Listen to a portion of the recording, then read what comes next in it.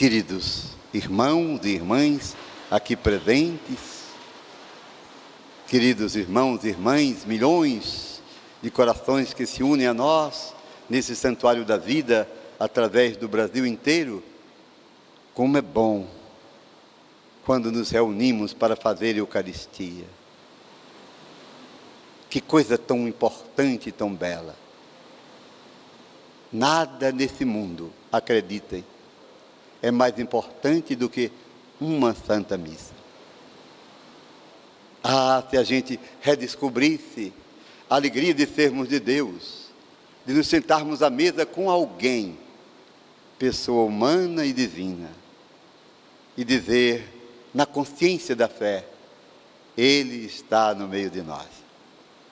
Não sei se você sente essa alegria. Profunda alegria que enternece o coração, que dilata a dimensão interior do homem, nessa busca do infinito, nesse desejo do eterno. Celebrar a presença dEle, sentar-se à mesa com Ele, ouvi-lo como agora o ouvimos. Se um conselho pudesse lhe dar, não estranhe, não assista mais missa, por favor. Quem disse que Jesus mandou assistir missa? Não. Naquela noite derradeira, eu imagino o seu coração, reunido com os seus, à mesa, ele disse, fazei isto em minha memória. Dando-se inteiramente ao Pai por amor do gênero humano. Ele não disse, assistam isso em minha memória. E para você que conhece um pouco de português, sabe que há uma profunda diferença nos verbos assistir e fazer. Quem assiste fica à distância, é um espectador. Assistimos televisão, jogo de futebol, né? Sofremos com a derrota do Brasil. Estamos assistindo à distância. A Eucaristia não. Nós nos envolvemos nesse infinito amor. Ele olha para você, para cada pessoa que quer participar do seu sacrifício de forma mistagógica, mas real. Oh, como é belo! E isso podemos repetir, como disse o cardeal Antônio Marto, no memorável Congresso Eucarístico Nacional em Recife, o mês passado. Olhou para o altar diante daquela multidão e disse, como representante do Santo Padre, o Papa Francisco, ó maravilha de todas as maravilhas, Eucaristia, o esplendor da Igreja. Precisamos desejar celebrar encontros, e encontros são experiências, não é? Experiências de vida. Tu estás conosco. Ilumina nossos caminhos, ó amado Jesus. Não nos deixes caminhar sozinhos. A estrada é longa e carregamos pesados fardos. Vem, como prometestes, vem caminhar conosco. Amados irmãos e irmãs, estamos celebrando, nesta sexta-feira, o término da segunda semana do Advento. Esse tempo litúrgico que a Igreja nos propõe para fazermos uma experiência orante, de escuta da palavra, para preparar-nos bem, para acolher o menino Deus que vem. Ouso lhe pedir, faça o seu itinerário de Advento. Se programe. O que você pode fazer hoje para ser melhor do que ontem? O que você pode fazer pelos outros, por si mesmo, na ótica da escuta da palavra, que nos impulsiona para a fraternidade, que nos leva a vencer as cadeias do imobilismo, do egoísmo, escravizantes experiências humanas, ou não é? E sermos todos irmãos, como Ele nos propõe. Faltam 2 semanas. Como vai ser seu Natal? Não basta iluminar as ruas, as casas, se a vida da gente está nas trevas. Não é verdade? Deixemos-nos iluminar pela presença dEle. Luz de toda luz, dia que não conhece o caso, ó amado meu, só tu és assim. Como é bom olhar para o altar, já perceberam? Eu completei 46 anos de padre a semana passada. E cada vez que eu celebro a Eucaristia, saibam todos vocês, eu me encanto, eu me sinto pequeno e ao mesmo tempo tão agradecido, dizendo sem merecimento algum, tu me fizeste sacerdote para estar contigo, para te dar ao povo, para falar de ti. Ah, como é bom fazer essa experiência. Faça pessoalmente, depois em sua casa, na sua comunidade paroquial. Sejamos igreja, lugar de encontro com Ele e com os irmãos. As leituras de hoje, especialmente o Evangelho, nos remete a uma necessidade de olharmos para nós e para o tempo em que vivemos. Jesus pergunta às multidões: com quem vou comparar essa geração? Ele sente, né, essa realidade da indiferença às coisas que são de Deus. Faz comparações e traz para o centro da sua palavra uma figura importantíssima, João Batista, o último dos profetas, o precursor. E ele diz: João veio como uma luz para vocês, mas vocês não o receberam. João gritava no deserto: convertei-vos, mudai de vida, porque o reino de Deus está próximo. Como é bom nesse tempo de advento ouvir a voz de João falando a mim e a você, nos desertos das vidas: convertei-vos, mudai de vida. E agora podemos dizer: porque o reino de Deus já chegou, já está no meio de nós, na pessoa de Jesus. O seu Espírito nos anima, vivifica os membros de sua igreja, santifica cada um de nós. E Jesus diz: se trataram João assim e o chamaram de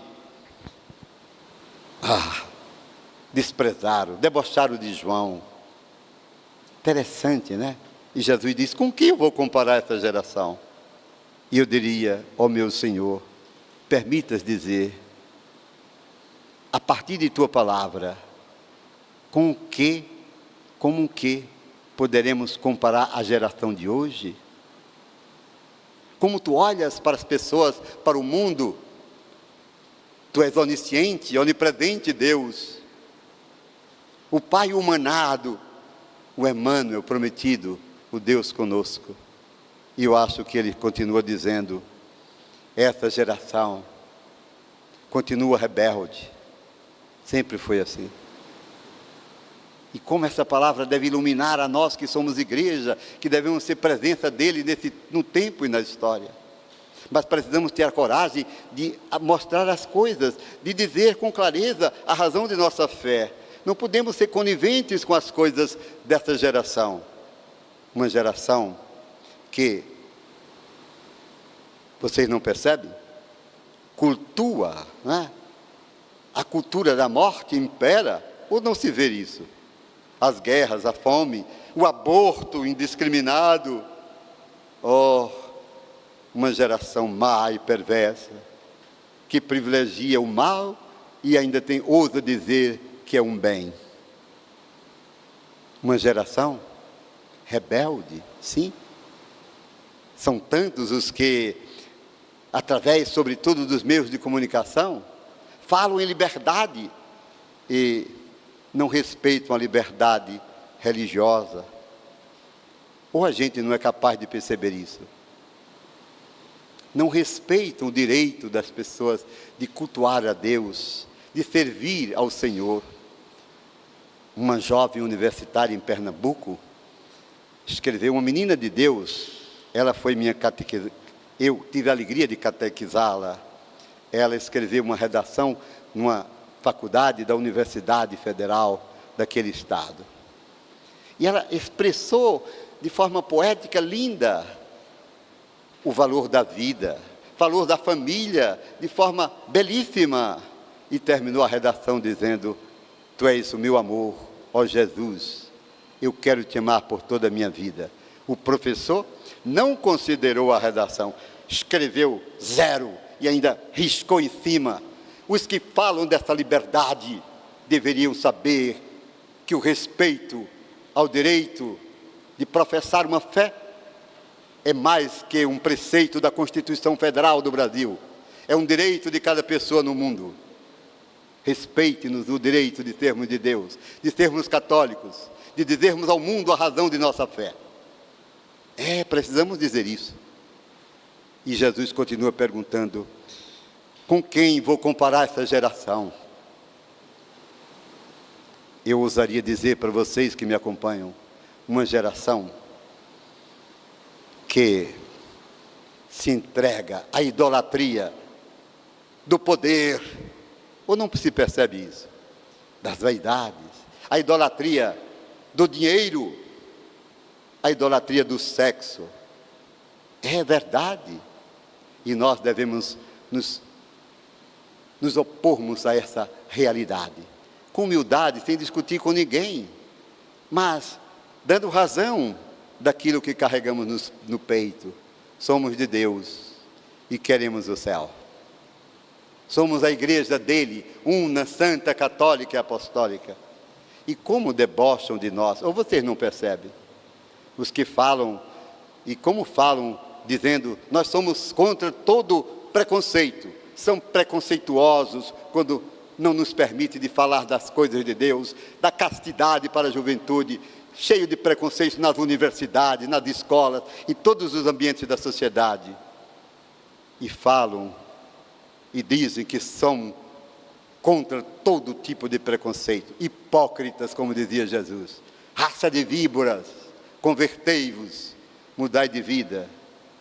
Vós estáis nas trevas, mas há uma luz que brilha. Vinde a luz, aproximai-vos e sereis homens e mulheres renovados pelo seu Espírito. Queridos irmãos e irmãs, vamos viver bem esse tempo do Advento. Vamos celebrar o Natal numa relação de intimidade com Ele. A palavra intimidade não significa estar perto, viu? Porque às vezes a gente está perto e podemos estar longe. Intimidade significa estar dentro, olhar para os outros, sentir o que se passa no outro, ter um coração fraterno, assumir as propostas do reino, sermos solidários com os que sofrem, os pobres, os doentes, mas em nome de Jesus, e não em nome das ideologias do materialismo ateu, que quer impor a qualquer força a nós todos. Não somos, como disse o Papa, a igreja não é uma...